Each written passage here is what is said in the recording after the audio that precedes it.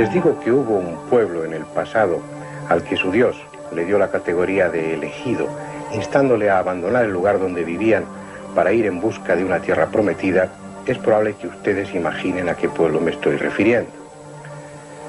Pero si añado que ese Dios acompañó a aquel pueblo durante su éxodo, mostrándoles el camino, y que 4 miembros de aquella comunidad transportaban un arca dentro de la cual había algo que les permitía ponerse en contacto con su Dios, entonces estarán casi seguros de a qué acontecimientos aludo.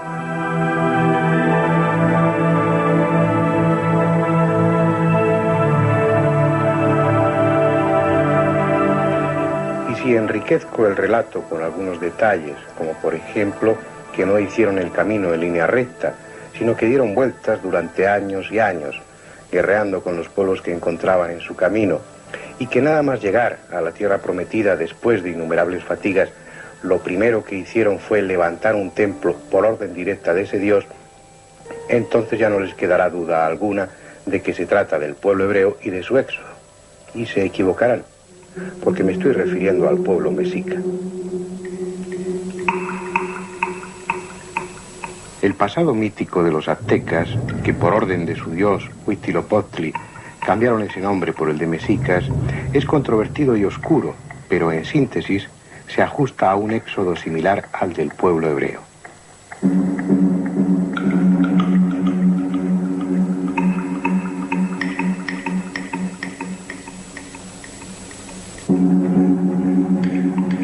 Es posible que se trate de una simple casualidad, o que al recoger las tradiciones de los mexicas, los frailes españoles, seducidos por ese paralelismo entre el relato mexica y el relato bíblico, lo exageraran. Pero es posible también que Huitzilopochtli utilizara la misma táctica que el Yahvé bíblico. En definitiva, ignoramos cuál es la estrategia de los dioses. El hecho es que, según sus tradiciones, el pueblo mexica abandonó su lugar de origen, Aztlán, en el año 1168 para emprender lo que se ha dado en llamar la larga migración. En este fragmento del Códice Boturini pueden verse los ideogramas que señalan el acontecimiento. A la izquierda, la salida de la isla. A la derecha, las 8 tribus que se encontraron en el cerro Colhuacán, con las que se supone que iniciaron su éxodo.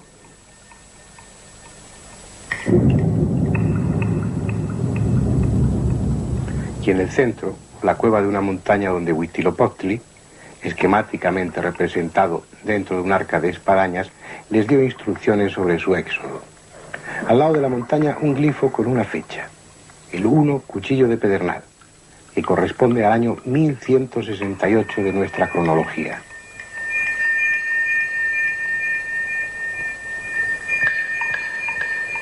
Su lugar de origen, Aztlán, nada tiene que ver con la legendaria Atlántida.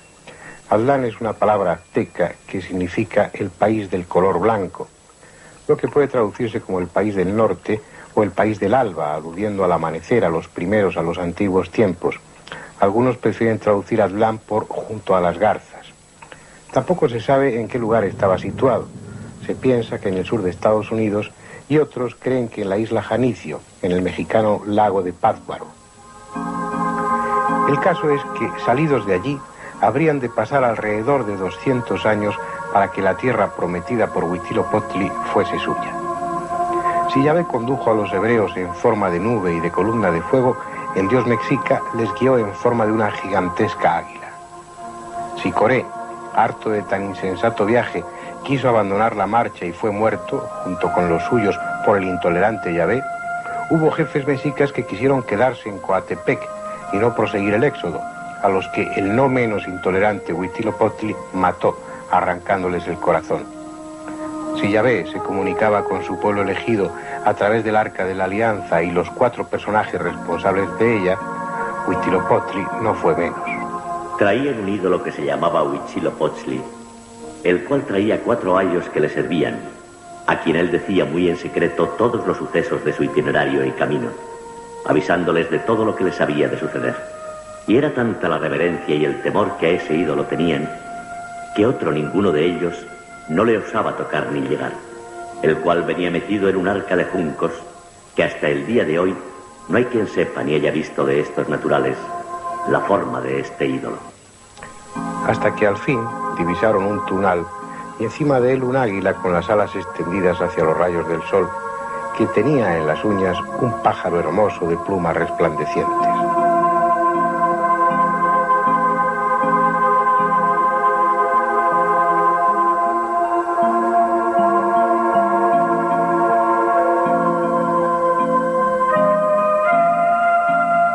Porque en eso no hay acuerdo. Para unos lo que sujetaba el águila entre sus garras era un pájaro y para otros una serpiente. Poco importa. Lo cierto es que esa era la señal. La escena que, según había avisado Huitzilopochtli, significaba el fin de sus penalidades, la llegada a la tierra prometida. Y allí, donde estaba el águila, los mexicas se establecieron y con el tiempo edificaron su ciudad.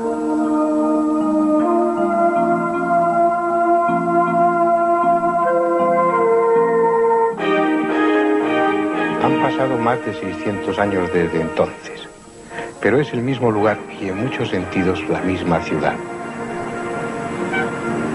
Es cierto que ya no hay templos ni sacrificios, porque los dioses de ahora son menos sangrientos, pero no por ello dejan de estar presentes en cada esquina.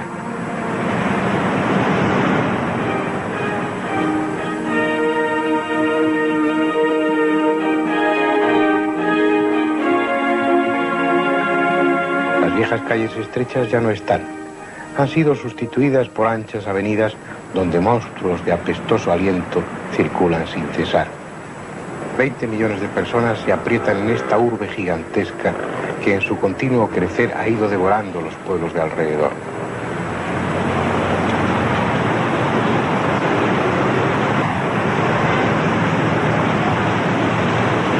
Enormes edificios, parques, rincones de la época colonial, museos, espectáculos, todo cabe aquí.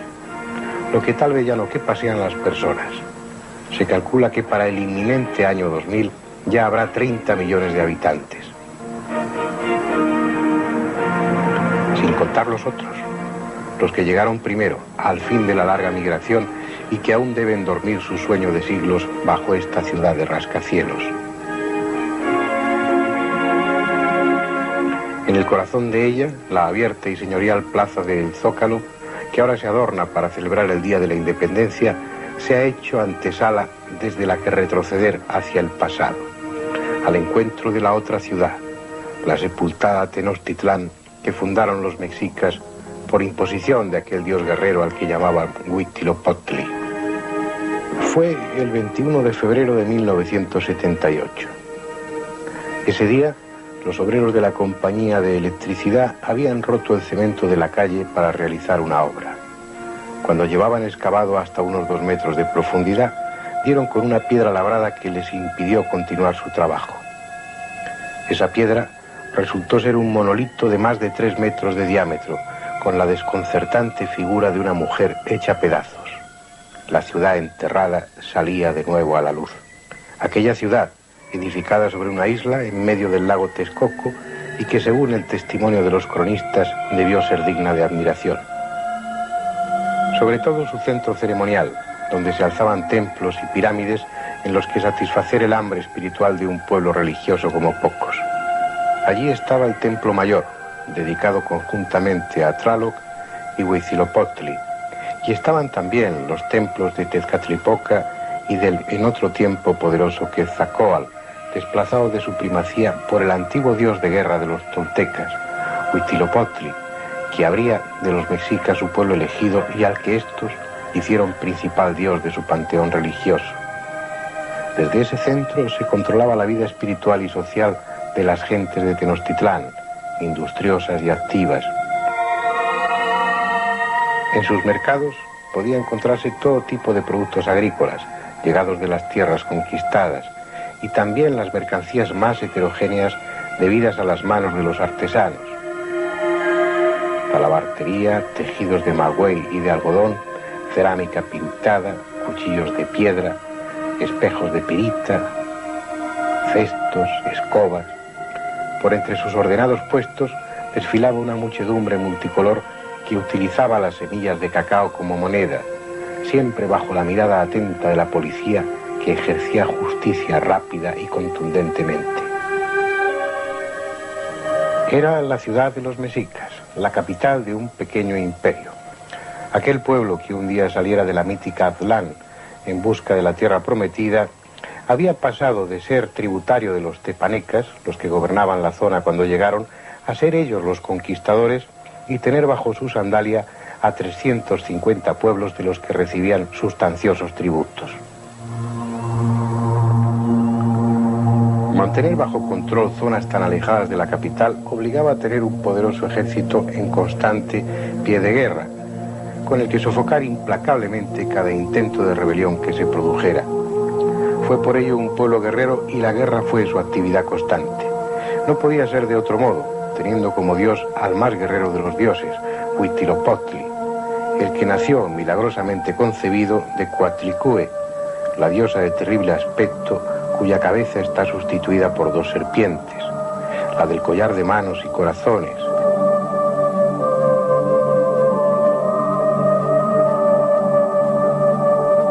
La de la falda de serpientes, la diosa vestida con todo el simbolismo que en la iconografía mexica corresponde a lo que Coatlicue realmente era, la diosa madre tierra en su función generadora.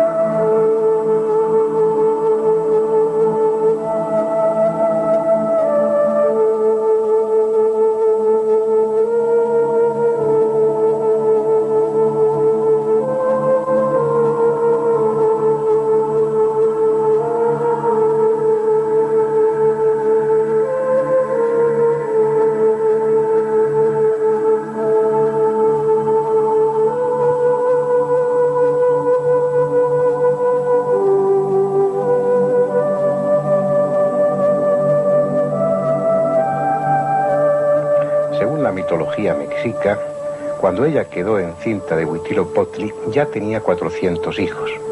Estos, instigados por Coyolxauhqui, pretendieron matarla por tan dudoso e inoportuno embarazo. Pero Huitzilopochtli, que nació ya armado de pies a cabeza, se vengó de sus hermanos. La primera en conocer su cólera fue Coyolxauhqui, a la que cortó la cabeza con una serpiente de fuego y después arrojó su cuerpo por la ladera de un monte y se fue despedazando mientras caía. Y eso era lo que habían encontrado accidentalmente los obreros de la compañía eléctrica aquel 21 de febrero de 1978. Una gran losa circular con la imagen despedazada de Coyolxauhqui.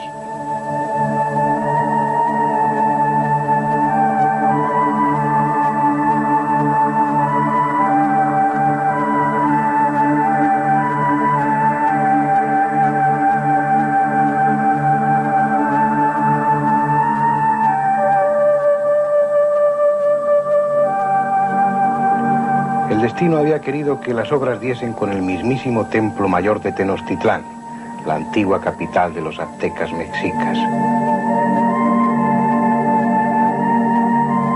Un templo doble, dedicado a Huitzilopochtli, divinidad solar, dios de la guerra, y a Tlaloc, dios de la lluvia, de la tierra fecundada por las aguas. Un templo edificado sobre otros anteriores, a cuyos 2 santuarios, reservados exclusivamente a los sacerdotes, se accedía por 2 escaleras independientes. No era el primer templo de esas características. Ya existía antes la pirámide doble de Tenayuca, en la que los mexicas se inspiraron para construir su templo mayor. En ambos casos, el templo original era cubierto cada 52 años por otro templo nuevo, que se construía conservando como núcleo el anterior. Ese concepto de templo doble dedicado a 2 dioses distintos pero complementarios está también presente en culturas mucho más antiguas.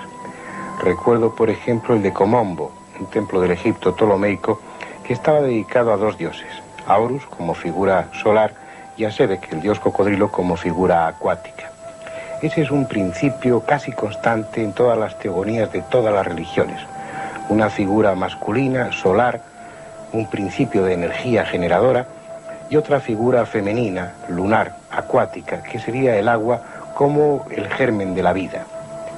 En cualquier caso, dudo que el templo de Komombo o cualquier otro templo haya ejercido tanta influencia sobre una comunidad como el templo mayor de Tenochtitlán sobre la comunidad de los mexicas, porque fue el auténtico centro de su universo espiritual y también social.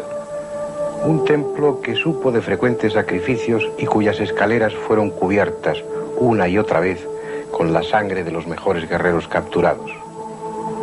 El hombre debía alimentar a los dioses con el corazón de otros hombres, así obtenía protección y ayuda. Merced a ese convenio, el continuo crecimiento del imperio mexica implicaba el continuo sacrificio de nuevas víctimas, en una especie de espiral sangrienta en constante crecimiento. Los cráneos atravesados en las lanzas de los Zompantli se contaban por millares.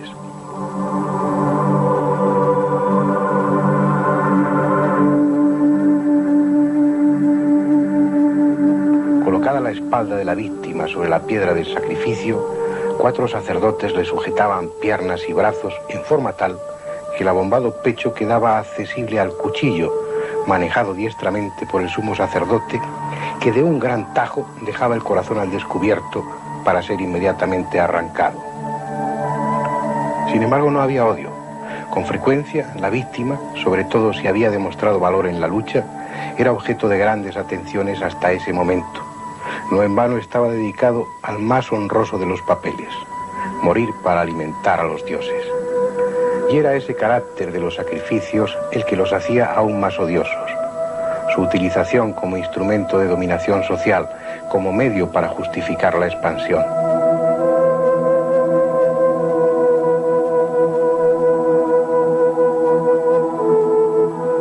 Era, en definitiva, la degradación del misticismo, de la acendrada espiritualidad que impregnó las otras culturas anteriores, las incomparablemente superiores culturas olmeca o maya.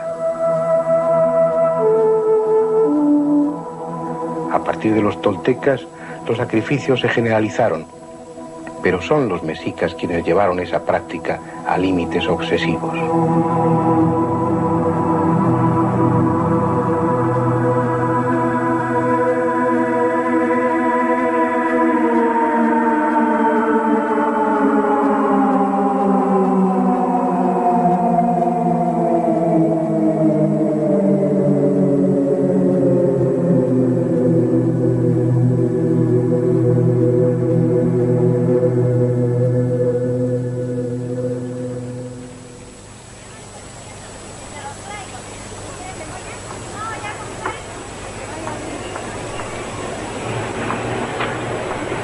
Ese es un tema manipulado hasta la saciedad, incluso en libros de antropología e historia que debieran ser objetivos.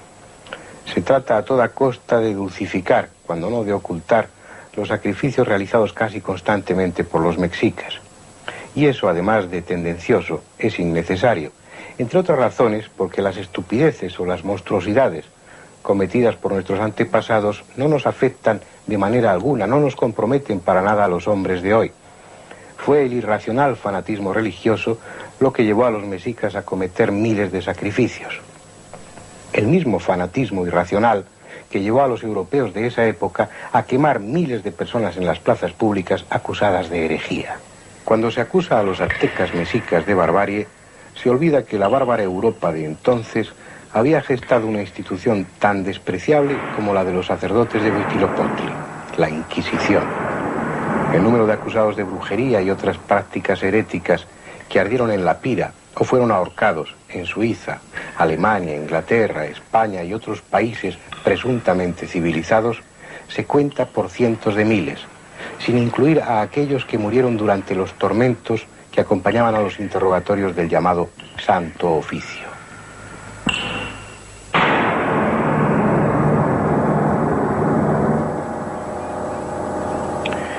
Es cierto que la actitud de unos no justifica la de los otros.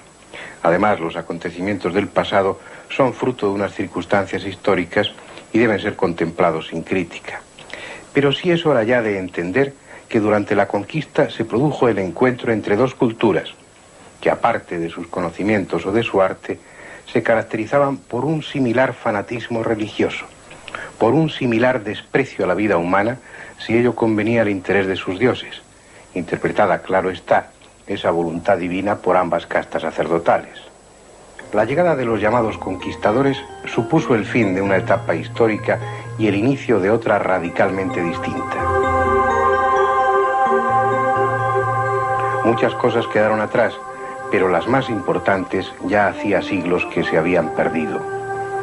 Desnudos de ciencia y de cultura, los aztecas que partieron de Atlán fueron incorporando en su larga migración la filosofía y el arte de los pueblos con los que convivieron o a los que conquistaron.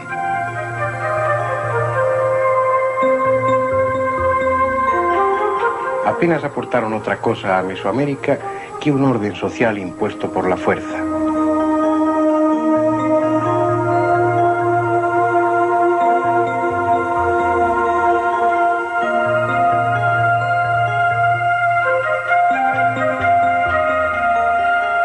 Pero en sus templos, en su cosmogonía o en sus esculturas está el sedimento, el retrato ya borroso de las maravillosas culturas que siglos antes que ellos florecieron en esa parte del mundo.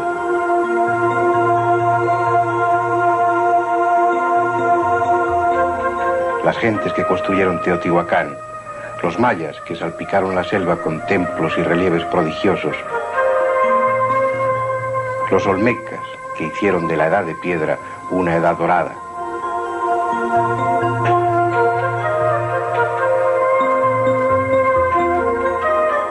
Ellos sí son la raíz cultural de Mesoamérica. Ellos son el ejemplo de que el hombre americano llevaba en sus genes un hambre insaciable de belleza.